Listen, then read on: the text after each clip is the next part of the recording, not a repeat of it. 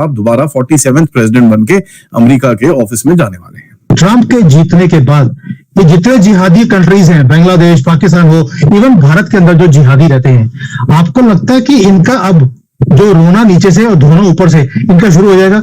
यूनुस, उनकी अगर आप देखें तो जो हार्ट रेट है वो कुछ बढ़ रहा है, उनकी उल्टी गिनती शुरू हो रही है, क्योंकि ट्रंप नहीं भूले हैं कैसे उनके खिलाफ यूनुस ने षड्यंत्र रचा था। बांग्लादेश के इस टाइम पे लीडर लूडर बन के घूम रहे हैं। ये जो गेम है ज्यादा टाइम अभी चलेगा नहीं। अभी यहाँ तो भैया अमेरिका तो भूल जाओ, अभी भारत के एक्शन वहां पर शुरू होने वाले।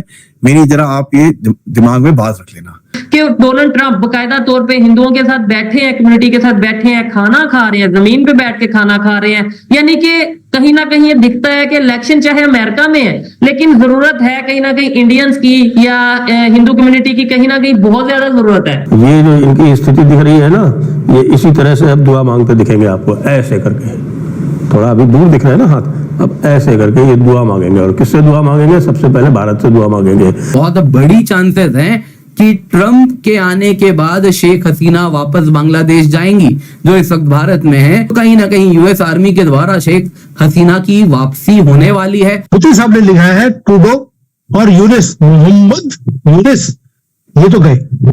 इन दोनों की भी अब वाट लगने वाली है जैसे ही ये जीते हैं। इस बार आ गई है ट्रंप सरकार, और मोदी और ट्रंप की जुगलबंदी होगी, अगले 4 साल चलेगी, बस मजे ही मजे।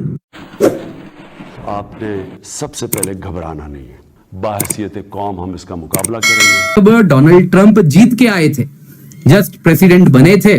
बांग्लादेश से एक डेलीगेशन आता है डोनाल्ड ट्रंप से मिलने, और विक्ट्री होती है तो बधाई संदेश लेकर के आता है। तो उसमें कुछ डिप्लोमैट्स होते हैं, बांग्लादेशी अमेरिकन प्रोमिनेंट मेंबर्स होते हैं, members of government from Dhaka, Sheikh Hasina ji की रेजिम के लोग होते हैं। उन सबसे मिलने के बाद डोनाल्ड ट्रंप पहला सवाल पूछते हैं, वो माइक्रो फाइनेंस गाय कहाँ है आप लोगों का ढाका वाला? ट्रंप ने कहा, मैंने सुना है उसने काफी पैसे दिए थे मुझे हरवाने के लिए।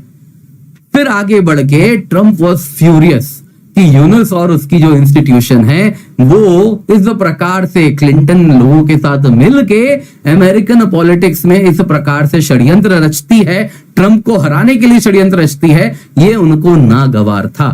ट्रंप आज भी ये याद रखते हैं, और इसीलिए अगर आप देखें तो जो ट्रंप ने कहा था बांग्लादेश के बारे में, आप देख सकते हैं, आप क्लियरली इसको अंडरस्टैंड कर सकते हैं। अभी रिसेंटली दीपावली में जो उन्होंने कहा कि बांग्लादेश इस वक्त टोटल स्टेट ऑफ केओस में है, यानी यूनुस की ही बात हो रही है ना, उन्हीं के अंदर ये केओस चल रहा है। आगे इन्होंने क्या कहा, ये कभी भी मेरे वॉच में नहीं होता, ये सब कमला और जो ने किया है, हिंदूज को इग्नोर किया है, और मैं आया तो हिंदूज को प्रोटेक्ट करूंगा इस रैडिकल लेफ्ट से।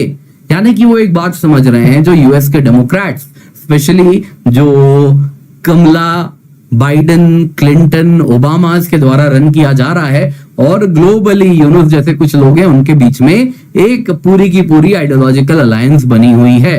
तो यही जो ट्रंप का स्टैंड है बांग्लादेश में, ये बड़ा क्लियर उन्होंने आने के पहले ही कर दिया है। उन्होंने साफ साफ कह दिया है कि जो वायलेंस है हिंदूज के खिलाफ, ये बर्दाश्त नहीं है, और इसके जो रचयिता हैं, नाम नहीं लिया लेकिन कह दिया Bangladesh total state of chaos में है, और केओस को रन कर रहे हैं यूनुस। तो बड़े ही स्ट्रॉन्ग वर्ड्स उन्होंने दिए हैं, जो क्लियरली बता रहा है कि ये खुश नहीं होने वाले।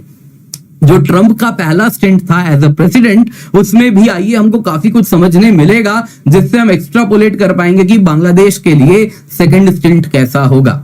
देखिए दोस्तों, पास में यूएस डिपार्टमेंट ऑफ स्टेट तब भी बांग्लादेश में इंटरफेयर करना चाहता था, कह रहा था कि देखिए चाइना और रशिया से क्लोज हो रहे हैं, हमें कुछ करना पड़ेगा। इसके बाद दोस्तों इंडिया का इंसिस्टेंस था कि देखिए ट्रंप के साथ शीर्ष नेतृत्व पे ही था, जब उनको कहा गया था कि डिपार्टमेंट ऑफ स्टेट को इससे बाहर रखें, शेख हसीना हमारे लिए बेस्ट बेट हैं।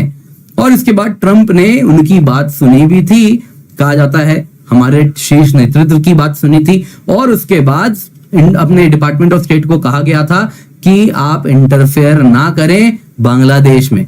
दोस्तों ट्रंप की पॉलिसी रही है, फर्स्ट प्रेसिडेंशियल स्टिंट में भी हमने देखा है कि वो बाकी देशों में लिटिल टू नो इंटरफेरेंस में यकीन रखते हैं। ट्रंप अब जीत गए हैं, ये निश्चित हो गया है कि ट्रंप जीत गए हैं। तो खैर अब जीत गए हैं, तो इसके बाद क्या हो रहा है?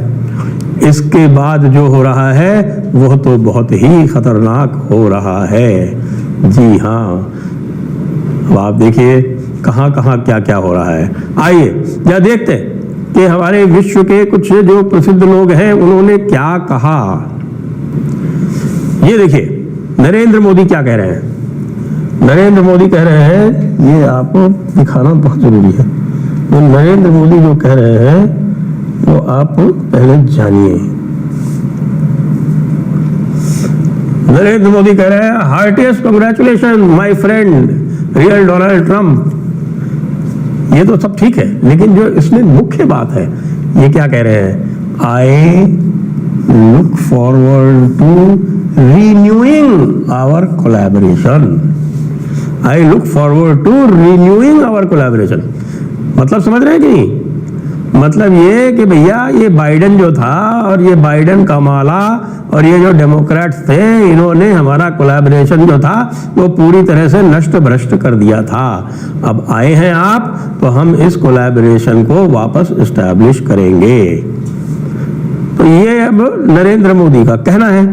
साथ में इसकी जो और जो प्रतिध्वनि जा रही है वो कहाँ जा रही है, सबसे बड़ी प्रतिध्वनि इसकी जा रही है हमारे बगल में, यानी बांग्लादेश में। वहाँ क्या हो रहा है और उसके बारे में लोग क्या कह रहे हैं वो भी देख लीजिए। इन सज्जन को पहचानते हैं आप? इनका नाम है Mohammed Yunus, Nobel peace prize winner. इनकी जरा शक्ल ठीक से देख लीजिए। ये जो इनकी स्थिति दिख रही है ना, ये इसी तरह से अब दुआ मांगते दिखेंगे आपको, ऐसे करके। थोड़ा अभी दूर दिख रहा है ना हाथ, अब ऐसे करके ये दुआ मांगेंगे। और किससे दुआ मांगेंगे? सबसे पहले भारत से दुआ मांगेंगे कि भाई हिंदुस्तान वालों, भारत वालों, मुझको बख्श दो, मुझसे बहुत गलती हो गई, मैंने देखिए जो है वो भारत को जो है कमतर आंक लिया। अब जो है हमारा आका चला गया है, बाइडेन चला गया है, और सोरोस चला गया है, और डोनाल्ड लू चला गया है। डोनाल्ड लू ही जो था उसने ये सारा कार्यक्रम बांग्लादेश में किया था। रेजीम चेंज जो हुआ था वो डोनाल्ड लू के द्वारा हुआ था।